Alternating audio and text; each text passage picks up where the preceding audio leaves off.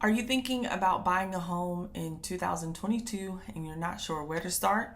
Well, stay tuned. We are talking about that, and that video starts right now. Hey guys, welcome back. Thanks for tuning in. It's Shayna Fleming with the Fleming team, and today we are talking about the home buying process, what to expect, and the steps to get you to your end goal of being a homeowner. All right, let's get into it. So, I did a video about a year and a half ago about the home buying process, but I thought that it would be a great idea for us to redo this video because the home buying process has shifted just a little bit. And so I want you to be fully prepared as well as in the know about what it takes to buy a home in today's market. So some of the steps will be similar, but then there will be some things that I'll throw in that may be a little different and will ultimately help you decide whether you want to dive into the real estate market right now and buy a home or if you want to wait. As always, I recommend diving straight in and getting a home sooner rather than later because, as you may have noticed, and if you haven't, I'll share with you, home prices are continuing to rise and they will continue to rise. As long as there is an inventory issue and a shortage of homes, home prices will continue to increase. And we know that that issue will not be fixed overnight or over the next 3 to 6 months. So you can almost guarantee that prices will continue to rise over the rest of 2022 into 2023. So your first step, and always go back and forth between step 1 and 2 because really, you can start with your pre-approval, but you can also start with finding a realtor, and then your realtor can help you get with a lender, a trusted local lender. A lot of times where people make the mistake is going with a bank or going with their bank to get a pre-approval. One thing I want to share about a bank pre-approval is that in some cases you may qualify for a home with your bank just based off of preliminary information that they take from you. They don't do their due diligence up front. In most cases, they don't ask you for your bank statements or ask you for your pay stubs or your tax returns. And most lenders, local lenders in the area, they are going to get all that information up front to ensure that you do, in fact, qualify for a home. That way, you're not out shopping for a home and then later down the road, you don't qualify. Another thing to note is that a mortgage is just another product that the bank offers. Is not something that they specialize in. And so that's why we always recommend going with a local mortgage company or a local lender because that is the only thing that they offer is mortgages and refinancing of mortgages. And so they are specialists. It's like you wouldn't go to a regular dentist to get braces, right? You go to an orthodontist to get braces. And so it's the same thing. You want to go with someone who specializes in mortgages, and that is going to be a mortgage lender, not a bank. So there's that. So once you have gotten your pre-approval or found your realtor that helps you to get that pre-approval, the next step in the process would be to come in for a buyer's consultation. So now we're on to step 3. The buyer's consultation is a meeting that you have with your realtor where you sit down, you talk about what's important to you in your next home, you talk about all the challenges that are currently in the market. Your realtor should set you up to start receiving properties that fit your criteria of what you're looking for in the area that you're looking for. And they should also share with you their strategies on how they help their clients win in multiple offer situations or how they help their clients create creative offers that help them win when you are competing against other buyers. And so if your realtor is not offering you a buyer's consultation, I would be a little bit concerned about that. If they're just moving directly to showing you homes and not informing you and educating you about the process of buying a home, I would be a little bit concerned about that.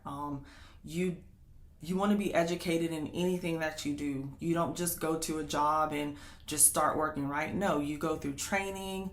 You learn the systems and processes of what you're going to be doing on a day-to-day basis. And so that's the same thing with real estate. The market is ever changing. And even if you bought a home 3 to 5 years ago or 10 years ago, the market and process is so different now. You always want to be up to date and educated on how the process is now. And so if you have a realtor that is wanting to just dive into searching for homes and writing offers, ask them why they don't offer you a buyer's consultation, because that meeting is very important. It's important for you to get to know your realtor and how they structure their business, what services they're going to offer you throughout the home buying process to ensure that you feel comfortable and as stress-free as possible through the buying process. And then again, educate you on what to expect once you write an offer and then the next steps after that. Okay. So buyer's consultation, we offer that to all of our clients, whether again, you're first, second, third time home buyer. And so that meeting takes place in our office or Zoom if you're out of state. And it typically takes about 30 to 45 minutes, and sometimes can take longer, just depends on how many questions you have. And just, until you feel comfortable with everything that we've discussed and we're all on the same page about how to move forward to best help you accomplish your goals of home ownership. Okay, so once you do your buyer's consultation, we identify, are you looking specifically at resale homes or new construction homes? Then we start to tailor how we are going to move forward with the home buying process and start looking at homes. So what I like to do is I set up all my clients for a collaborative center website, which is a website specifically built out and tailored for the home buyer, and it sends these homes that specifically fit the criteria of what you're looking for. And that way it just weeds out all the other properties. We set this up based off of bedrooms, bathrooms, your purchase price, which you will know once you get your pre-approval. And from there, it makes it easier for you to see all of the homes that are available to you in the current market. So once we do that, we narrow down a list of homes. Typically, the average home buyer sees about 3 to 5 homes, sometimes less. I've shown clients 2 homes and they've been able to decide. I don't recommend seeing a bunch of homes, and this is only because you start to conflate the homes with other homes that you've seen in the past. And also, a lot of times we can weed out homes before we even go see them just by riding through the community, because we know that if you don't like the community, you're not going to like the house. You can't pick the house up and move it. And so you're going to want to like where you're living at. You're going to like, how your neighbors take care of their home and how the neighborhood looks. So I always recommend that you drive through the community if you're not familiar with it and make sure you like the area. And then from there, you're able to determine, do you really want to live there or not? Also, you can tell a lot by the photos, whether the rooms are going to be big enough or if it has the features that are very important to you, where you can see yourself living in. So I kind of help you weed out those homes so that we aren't wasting time in going and seeing properties that aren't going to work for you, because we don't want to waste time in this market. Homes on average stay on the market or are under contract within 24 to 48 hours. So we don't want to waste time seeing homes that we know aren't going to work for you just to go see them, right? So once we start seeing homes, that is the fun part. We get to go and look at different houses, and if you have kids, we don't always recommend bringing kids. If they're older, it's fine. Sometimes they can be a distraction for the parents and the decision makers. And so we find it easier if just the decision makers are there to view the homes, because you can really take your time and take in everything and absorb it all so that you can make the best informed decision pretty quickly, because you do have to act quickly in this market. But we can talk about that at your buyer's consultation. So don't worry if you're in a situation where you don't have childcare, you have to bring your kids. We totally understand. We've just seen that it's a better buying experience for our clients when they don't have the distraction of their kids running around or touching things, or just really being a distraction to you. So we'll talk about that more at your buyer's consultation. So again, decision makers need to be there. So we don't want to bring mom or dad or grandmother or aunt or uncle because they may have built homes back in the day or used to be a home inspector in another state. If they're not on the mortgage, if they're not going to be paying the monthly mortgage, they don't need to be there. I know that sometimes you think that their decision or their opinion matters, but everyone has their own opinion of where they would live. And so if this is a home where you and your family are going to live at and they're not going to be living there, it really doesn't matter what they think.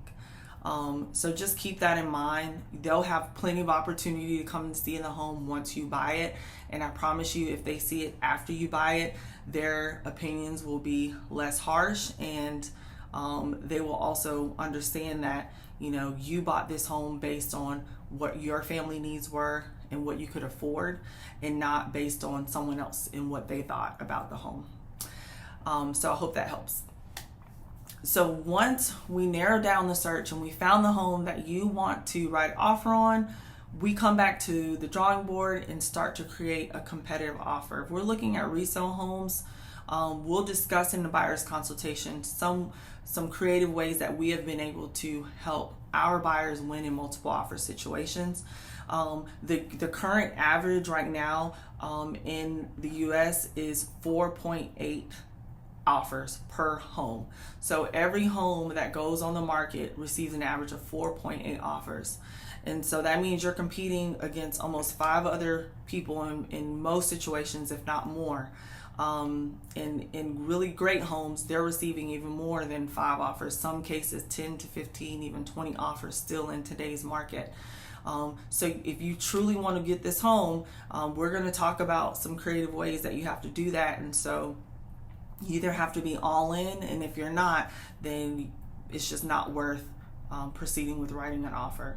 And so we may just have to discuss some other avenues or some other options that would be available to you if you want to, in fact, be a homeowner in 2022 in today's market. Some of the costs associated with being a homeowner that you're going to have to incur up front is your earnest money, which your earnest money is typically 1% of the purchase price. So for example, if you're buying a home that is $250,000, you're going to have earnest money of $2,500. The closing attorney of your choice, which we will help you with some recommendations, will hold that earnest money in escrow for you until closing, and then it'll be credited back to you at the closing table. So it'll just be less money that you have to bring for your closing costs and down payment. Other costs associated with home ownership is your inspections. Your inspections can run anywhere from $400 to $1,000. It just depends on how many inspections you get done. We recommend a general inspection, a HVAC inspection, and a termite inspection. So those are the 3 that we recommend. However, it just depends on the property. If there's a pool, we recommend a pool inspection. If there are concerns about lead-based paint, if it's an older home, or mold, if we see or smell that, those are additional costs. So we'll talk about those things as we get there. And so those are going to be your upfront costs that you will have to have the money and funds for, and alongside your closing costs and down payment. And depending on your loan type, you may not have a down payment. There are some 100% financing options like VA or state housing, USDA. But in most cases, if you're going FHA or conventional, you're going to need a down payment anywhere between 3.5% to 20%. So those are things you can talk to your lender about, and they can give you an idea of how much money you're going to need for your down payment and your closing costs. So just know that you are going to have some funds readily available at the beginning of the transaction, and then your down payment and closing costs, those won't be due until the end of the transaction when you go to the closing table. So once we get past the offer phase and we get an offer accepted, the next step is going to be our due diligence period, where we get inspections done. So we have 10 business days from the time that all parties agree on that said offer and is accepted by the homeowner. And during that time, we would get inspectors in to make sure that the home is sound and solid, and that there aren't any major issues going on with the property that would make you not want to move forward with the purchase of the home. And also during that time, your lender is going to start working on getting your mortgage package together, making sure that you're sending in documents so that they can fully fund and approve your mortgage loan. And our process, we have a transaction coordinator that will take over from there and start helping you coordinate with the inspectors to get those scheduled, coordinating with the closing attorney so that they can start the title work and searching the title of the property to make sure that there aren't any liens or encumbrances on the home that would affect your ownership of the property. They also will help you get the closing scheduled, make sure they coordinate with the lender to make sure everything's moving smoothly with your loan, and getting the appraisal done on time so that we can close on time. And so we have a lot of moving parts going on right now, but they're all working for your good to make sure that we can meet that deadline of the closing date, which is typically about 30 to 45 days from the date of the contract to close. Our assistant, Stevie Johnson, she will also be in contact with you throughout the home buying process. She'll reach out to you weekly just to touch base and make sure that there aren't any questions or concerns that you have. And if you do have questions or concerns, she'll make sure that she gets those things over to Cameron and I, and then we'll follow up with you with solutions and answers to any questions that you have. But in the meantime, we'll just be working in the background alongside Stevie and our transaction coordinator to make sure that the process is moving smoothly and in the right direction towards the closing table. So during this time, after inspections, and we've agreed that we want to move forward past the 10 business days of due diligence, it is very important that you do everything that the lender asks that you do. In some cases, can be frustrating. They may ask you to send documents multiple times that you've already sent. And so what we always recommend is that you just scan all those documents in, save them as a PDF on your computer. That way, if they do ask for something again, you already have it on your computer, and you can just resend it easily, or have it saved in a folder in your email. That way you can just resend it, because a lot of times they may misplace documents that you send, or something happens with them. I don't know, the email eats them or doesn't send them. But I hear this all the time that, they've asked me for this document 3 times, and it's best to just send it again. We don't want to hold up anything or delay anything. So just make sure that you're sending those documents in a timely manner when the lender asks for them, even if it's multiple times, so that we ensure we don't delay closing by any means.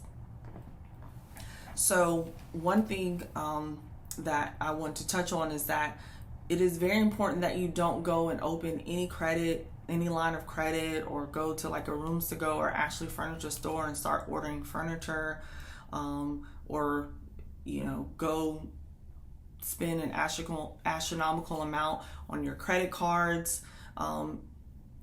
Your lender should touch on all of these things, and we have a great lender that we work with, and he's really good about that. So you just want to make sure that you're not doing anything that's going to affect your credit during these 30 to 45 days that you're under contract, because the last thing we want is to get to the closing table, or to get to 4 to 5 days before closing and you no longer qualify to purchase this home. You've already put time, money, and effort into this home, and the last thing we want is that you end up losing the property because you went and got new furniture or a new car or opened up a new credit card or just anything like that. So if you're unsure about something on the financial side, reach out to us, reach out to your lender, and just ask the question before you do it, just to be sure that you're not doing something that's going to hurt you in the end and affect your ability to purchase the home. Okay. And so really we're headed towards the finish line at this point. Your appraisal is your next step. The appraiser, which you do hire and pay for through your closing costs, will come out, assess the property. They will look at homes that are comparable to the home you're purchasing and compare them and the pricing of homes that have recently sold to make sure that you're getting the home for the value that it's worth. And so once we pass the appraisal, we are heading to the closing table, and we're just waiting on the clear to close from the lender. And that usually happens about 5 business days before the close date. Sometimes sooner, sometimes it can be 3 days before. It just depends on if there are some additional documents that they need at the last minute, or it can be a lot of things. And so we'll talk about those things if they come up, but again, it just goes back to making sure you get all your documents in on time and quickly. Really, rule of thumb is if they ask for something, try to get it to them within 24 hours of them asking. That way it'll just move the process along and it doesn't postpone anything. And from there, once we get the clear to close, we're headed to the closing table. Now, we do get a final walkthrough of the home the day before or the day of closing, just depending on what time closing is. If closing is early in the morning, then we'll do the walkthrough the day before. And if the closing is later in the afternoon, we can do it that morning of, just to be sure that the home is in the condition that we saw it in when we first viewed it and during inspections, and then also make sure that the seller didn't leave behind anything or any trash or debris in the home, or put any holes in the walls while they were moving furniture out or anything like that. And then from there, we're headed to the closing table, which is the most exciting part of the process other than finding the home. You get to go, you sign a bunch of documents, which can be a little daunting, but it usually only takes about an hour and a half. It just depends if you have a lot of questions for the attorneys about what you're signing. But if not, it can be rather quick. And then once funding happens, and funding is when the lender sends over the monies and approves the loan, you get your keys and you are now a homeowner. And so a couple of things to talk about during the closing is that one thing to remember is that a lot of the documents that you're going to see at closing, you've already signed throughout the lending process. It's just that the lender needs a wet signature at this time. So a lot of the things will look very familiar to you, which is a great thing. You won't have a lot of questions about that. But also the lender will have you sign your mortgage and deed. They'll also talk to you about the taxes and making sure you do what's necessary to apply for the owner occupancy tax rate, which is different here. And so we'll touch on that. And if you're interested in wanting to know more about the different tax rates here in Colombia, check out our video on the different tax rates. I'll post that video right here, right now. And that's great information. I actually show you how to apply for the homeowner tax rate. So it's a very helpful video if you are new or just about to buy a home and just interested in getting to know a little bit more. But yeah, that is the home buying process in a nutshell. I hope this video was helpful for you. If you have any questions about the process or how to get started, be sure to drop a comment below. We'll get back to you as soon as we can. And if this is your first time checking out our channel, be sure to subscribe and hit that notification bell and give this video a thumbs up. And by hitting the notification bell, you'll get notified every time we post videos like this one. All right, thanks guys. Thanks for tuning in. Until next time, bye.